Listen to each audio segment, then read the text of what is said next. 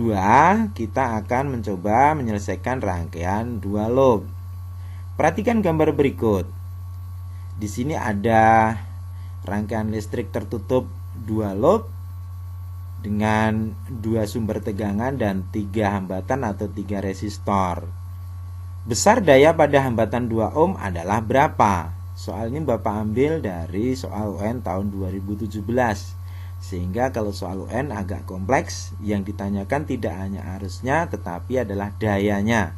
Daya yang mengalir pada hambatan atau resistor 2 ohm. Cara penyelesaiannya bagaimana anak-anakku? Cara penyelesaiannya kita perhatikan untuk rangkaian tersebut. Langkah pertama kita harus bisa menentukan titik acuannya terlebih dahulu. Di sini Bapak menggunakan 3 titik acuan. Di sebelah kiri atas Bapak kasih acuan adalah A. Kemudian yang sebelah kanan, pojok kanan, Bapak kasih acuan B. Dan di sebelah tengah pada titik percabangan Bapak kasih acuan titik C. Langkah berikutnya kita harus bisa menentukan sebelah kiri kita anggap sebagai loop 1 dan sebelah kanan kita anggap sebagai loop 2. Berikutnya adalah kita harus menentukan komponen-komponen yang ada pada loop 1. Di situ ada E1, ada R1 dan R2. Sedangkan komponen yang ada di loop 2, di situ ada E2, ada R2 dan R3. Langkah berikutnya kita harus bisa menentukan arah arusnya. Kita perhatikan untuk loop 1, di situ ada sumber tegangan 1 atau E1. Arah arusnya kemana? Seperti penjelasan Bapak di depan tadi, arus keluar melalui tanda positif, berarti keluar pada tanda yang panjang. Nah, seperti itu. Berarti untuk E1 menghasilkan I1 arahnya ke kanan. Kita lihat pada loop 2 ada E2. Di situ arus selalu keluar pada kutub yang positif atau yang panjang, berarti arahnya dia ke kiri. Itu menghasilkan I2. Ada I1, ada I2 ketemu pada titik C.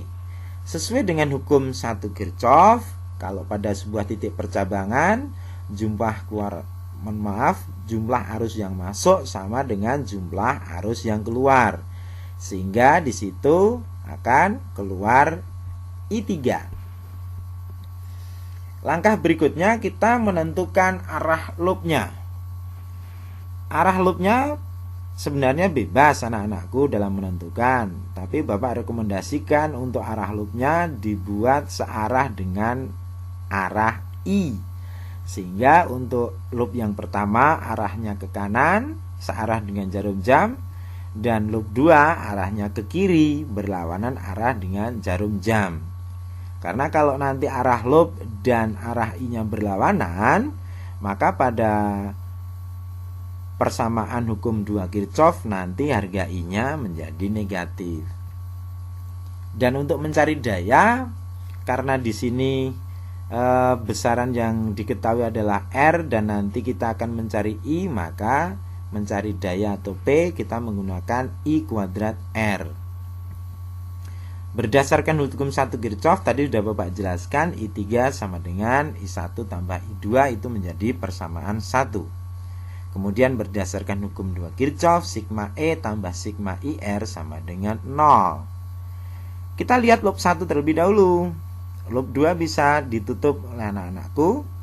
Di loop 1, mulai dari titik acuan A, kita akan bergerak ke kanan sesuai dengan arah loopnya. Kita akan ketemu dengan E1. Nah, ketemu E1 ketemu pada tanda yang pendek atau yang panjang? Ternyata ketemu yang pendek. Kita sepakati kalau yang pendek itu tandanya negatif, maka E1-nya adalah negatif. Kemudian bergerak ke kanan lagi sampai dengan titik acuan, ternyata cukup cuma E1. Berarti kita lanjutkan untuk yang sigma IR. Dari titik acuan A kita ke kanan itu ada I1. I1 ternyata hanya melewati R1. Berarti kita masukkan I1 kali R1. Kita lihat lagi, ternyata di loop 1 masih ada arus yang mengalir, yaitu I3. Ternyata I3 hanya melewati R2.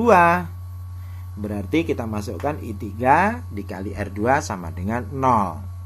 Kita masukkan harga dari sumber tegangan dan masing-masing hambatan. Ketemulah persamaan 2 dengan koefisien persamaan adalah I1 dan I3. Kita perhatikan loop 2. Dari titik acuan B, di situ kita akan bergerak ke kiri, kita akan ketemu dengan sumber tegangan yang kedua. Di situ kita ketemu pada yang panjang atau yang pendek. Ternyata ketemu yang pendek. Yang pendek adalah tadi negatif. Berarti kita min E2. Bergerak lagi berlawanan arah dengan jarum jam. Ternyata cuma ada satu sumber tegangan. Berarti kita lanjutkan dengan yang sigma IR. Mulai dari titik acuan B, di situ ada I2. Kita gerakkan ke kiri. Ternyata ketemu dengan R3. Berarti I2 kali R3. Sampai lagi di titik acuan B. Ternyata di loop 2 masih ada arus yang mengalir, yaitu I3. I3 mengalir pada resistor kedua atau R2, sehingga kita masukkan I3 dikalikan R2 sama dengan 0. Kita masukkan harga sumber tegangan dan masing-masing R, ketemulah persamaan 3 dengan koefisien I2 dan I3. Kita dapat dua persamaan, ternyata koefisiennya berbeda. Ada I1, I3, ada I2 dan I3. Sehingga perlu kita samakan terlebih dahulu koefisiennya dengan cara apa? Substitusikan persamaan 1 ke persamaan 2 dan persamaan 3. Yaitu harga I3 tadi dimasukkan ke persamaan 2 dan persamaan 3. Dari persamaan 2 didapat, kita masukkan harga I3. I3 tadi adalah I1 tambah I2. Didapat persamaan baru, di sini menjadi persamaan 4. Kemudian dari persamaan 3, substitusikan harga I3 tadi, kita juga akan mendapat persamaan baru, di sini menjadi persamaan 5. Perhatikan persamaan 4 dan persamaan 5, di situ koefisiennya sudah sama. I1 dan I2. Berarti kita sudah dapat untuk menyelesaikan atau mencari harga I. Bagaimana caranya? Dengan cara dieliminasi. Dari persamaan 4 dan 5 ini kita eliminasi untuk mencari I2. Berarti yang kita hilangkan atau dieliminasi adalah I1. Caranya gimana? Kita samakan terlebih dahulu koefisien I1. Berarti yang atas kita kalikan 1, yang bawah kita kalikan 3, agar I1-nya koefisiennya sama. Berarti menghasilkan I1 kali 6 ditambah I2 kali 2 sama dengan 4, dan persamaan yang bawahnya menjadi I1 kali 6 tambah I2 kali 18 sama dengan 12.